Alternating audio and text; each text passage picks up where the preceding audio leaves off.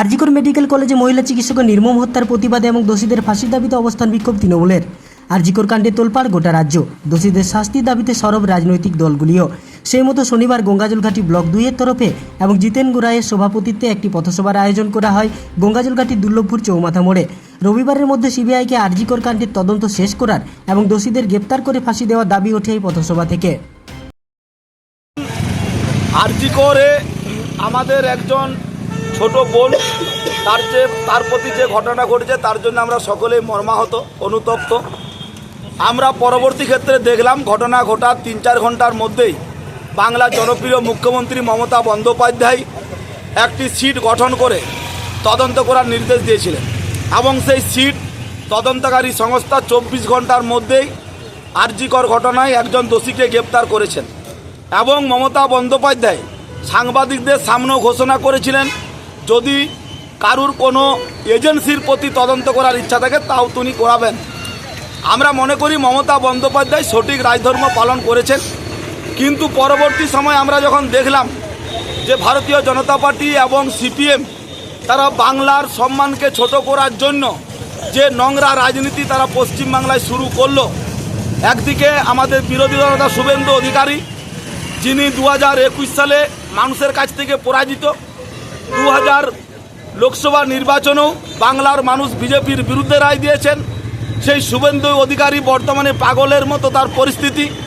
উনি বাংলায় যাতে একটা অশান্তি তৈরি করা যায়, বাংলার সম্মানকে ভারতবর্ষের কাছে যাতে ছোট করা যায়, তার জন্য যে ঘৃণ্য রাজনীতি।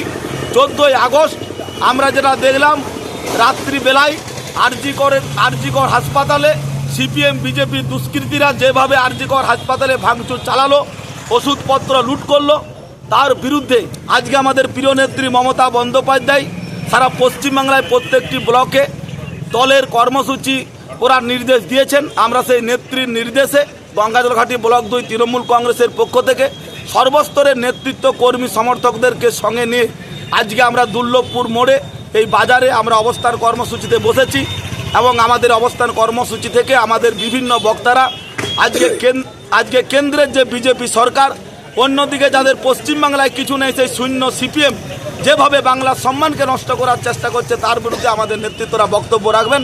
আমরা এখন অবস্থান কর্মসূচি প্রকৃত দোষীদের আড়াল করার চেষ্টা করছে মুখ্যমন্ত্রী, দাবি বিরোধীদের কি বলবেন?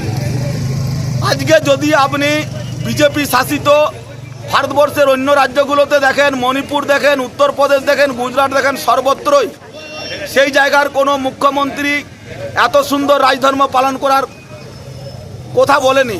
মমতা বন্দ্যোপাধ্যায় সকলকে আহ্বান করেছেন যে ছাত্রছাত্রীদের আন্দোলন করা তাদের অধিকার আছে, তারা করুক, সেটাকেও সমর্থন করেছেন এবং ন্যায় বিচারের জন্য উনি প্রয়োজনে এজেন্সির হাতে তদন্তভার দেওয়ার জন্য নির্দেশ করছেন।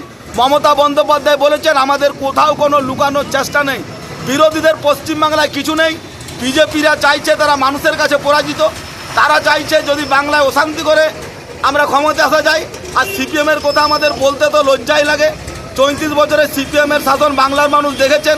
আজকে ধানতলা, বানতলা থেকে শুরু করে আজকে তাপসী মালিক হত্যা, সিমুর থেকে শুরু করে সারা পশ্চিমবাংলায় মহিলাদের যারা নিরাপত্তা দিতে পারেনি তাদের মুখে বড় বড় কথা ছাড়া কিছু নয়। তারা আজকে পশ্চিমবাংলায় শূন্য। একটা গ্রাম পঞ্চায়েত, পঞ্চায়েত সমিতি, জেলা পরিষদ, এমএলএ, এমপি সিপিএমের আজকে তাদের কিছুই নেই। তারা কেবলমাত্র অশান্তি তৈরি করার চেষ্টা করছে।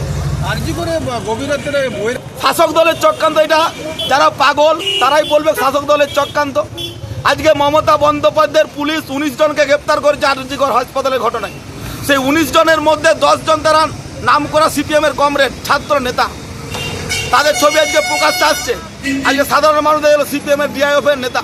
যে ঘটনাটা ঘটেছে ডিওয়াইএফের ফ্ল্যাগ নিয়ে ঘটেছে, আর বিজেপিরা ন্যাশনাল ফ্ল্যাগ পিছনে কাঁধে করে নিয়ে পরে তারা হামলাটা চালিয়েছে।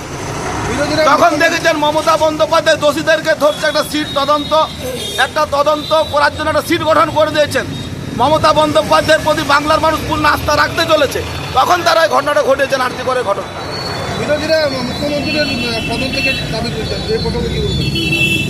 বিরোধীরা চাইতেই পারে, যাদের কোথাও কিছু নেই তারা চাইতেই পারে। এটার জন্য বাংলার মানুষ আজকে সিপিএমের সন্ত্রাস, অত্যাচার, তার বিরুদ্ধে বাংলার মানুষ 2011 সালে বিপুল জনসমর্থন দিয়ে মমতা বন্দ্যোপাধ্যায়কে ক্ষমতা এনেছিল। 2016 সালে পুনরায় বাংলার মানুষ মমতা বন্দ্যোপাধ্যায়কে আরও বেশি জনসমর্থন দিয়ে দ্বিতীয়বারের জন্য মুখ্যমন্ত্রী করেছেন। 2021 সালে মমতা বন্দ্যোপাধ্যায়কে বিজেপি, সিপিএম, কংগ্রেসের সন্ত্রাস, তাদের মিথ্যা অপপ্রচার সত্ত্বেও বাংলার মানুষ 2021 সালে পুনরায় বেশি আসন দিয়ে মমতা বন্দ্যোপাধ্যায়কে ক্ষমতা এনেছিলেন। 2024 সালে লোকসভায় তারা সকলেই পরাজিত। 2026 সালে মমতা বন্দ্যোপাধ্যায় 250টির বেশি আসন নিয়ে পুনরায় চতুর্থবারের জন্য মুখ্যমন্ত্রী হবেন। আর বাংলার মানুষের নিরলসভাবে যেভাবে বাংলার মানুষকে বিভিন্ন সামাজিক প্রকল্পের মধ্য দিয়ে পরিষেবা দিয়ে যাচ্ছেন, পুনরায় মুখ্যমন্ত্রী হওয়ার পর আরও বেশি বেশি পরিষেবা বাংলার মানুষকে দিয়ে যাবেন। মমতা বন্দ্যোপাধ্যায় যতদিন জীবিত ততদিন বাংলার মুখ্যমন্ত্রী।